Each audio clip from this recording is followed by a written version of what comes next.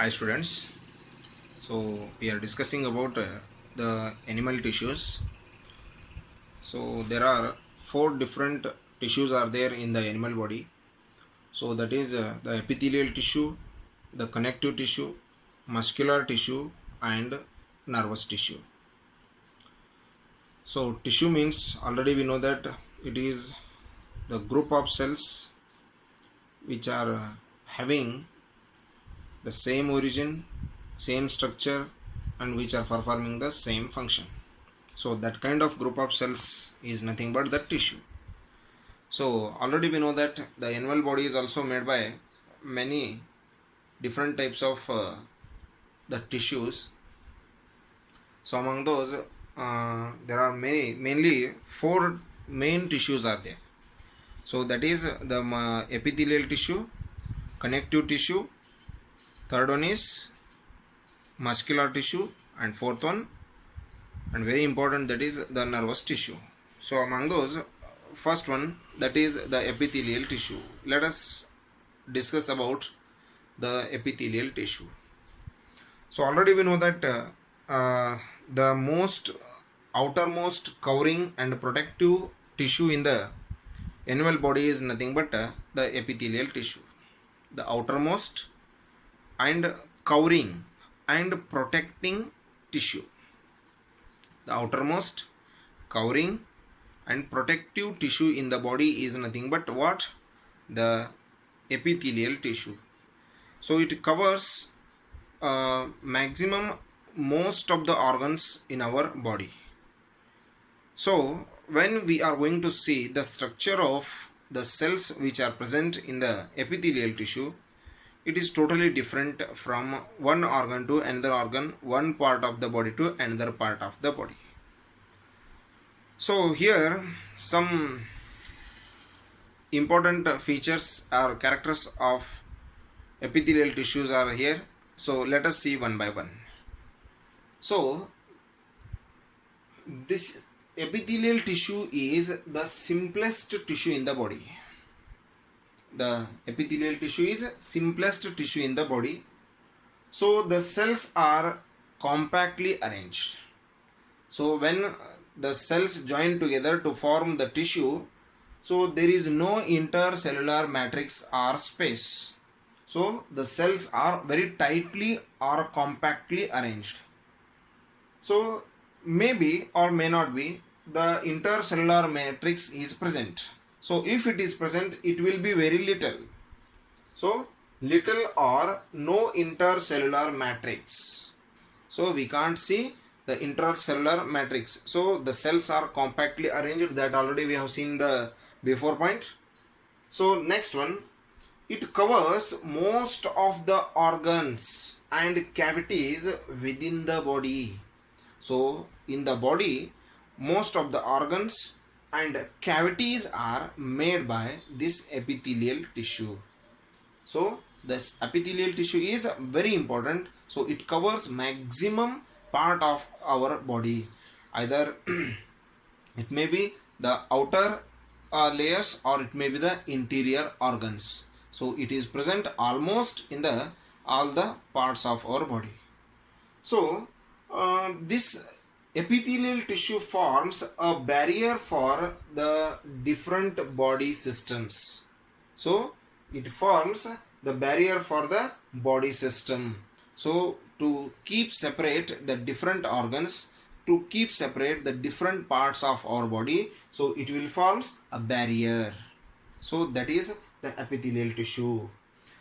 In the skin, in the body cavity, in the blood vessels, in the alveoli of our lungs, in the kidney tubules, or even in the glands. So this tissue is present. This tissue is present in the skin, in the body cavities, in the blood vessels, in the alveoli of lungs, and also in the kidney tubules as well as the glands. So the glands, in the glands also this epithelial tissue is present.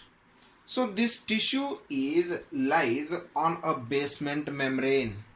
So the cells of this tissue are situated or lies on a thin basement membrane. So that basement membrane which contains a very important a protein that is called collagen. So the cells of this epithelial tissue are situated or lies on a thin layer that is called the basement membrane. So that membrane contains a protein called collagen. That protein called collagen, that is the very important protein that we can see in our body. So that is actually the basement membrane is made by that collagen protein. So these are the some very important features of the epithelial tissue. So depending upon the type of cells, the shape and size and the functions of the cells are totally different from one part to another part of the body. So depending upon that one, so this tissue has many many types. So before discussing the types of the epithelial tissue, let's see the functions of the epithelial tissue. So when we are going to see the functions of the epithelial tissue, so the first one, so this tissue helps in the protection of the underlying cells. So the underlying cells, it protects the underlying cells of our body from the injuries, from the chemicals and from the physical effects. So whatever the injuries we are getting, from those injuries and from the chemicals and also from the drying, on from the temperature, the effective sunlight what we are getting from that one, this tissue protects the underlying cells.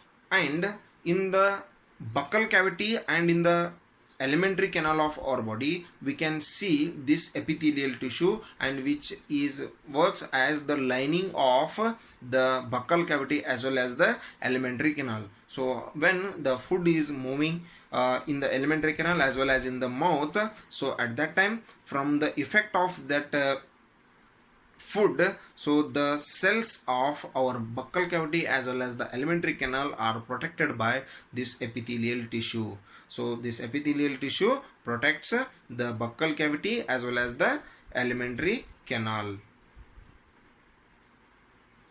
And the next and very important function of this alimentary canal, epithelial tissue is, so it helps in the absorption of water and nutrients.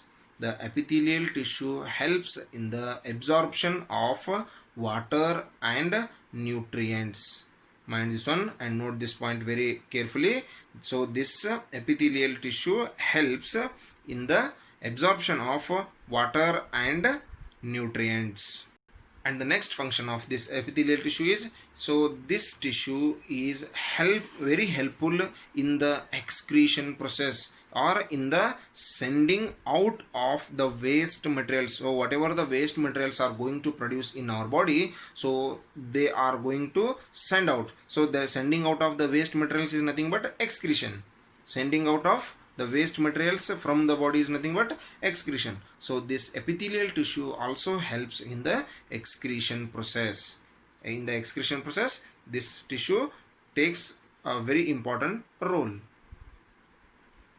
And the last and very important function of this epithelial tissue is, so it takes a role in the secretory function also. In the secretion of many substances, this tissue takes part. So in the secretion of the sweat, in the secretion of the mucus, that is the saliva in the mouth, and also in the secretion of so many enzymes, this tissue takes the important role.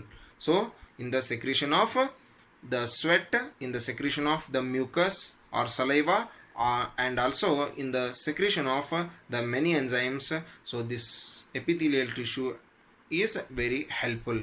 So this is regarding the epithelial tissue and the types of the epithelial tissue, and depending upon the structure and function already we discussed before. So the types of this epithelial tissue, we will discuss that one in the next session. Thank you and have a nice day.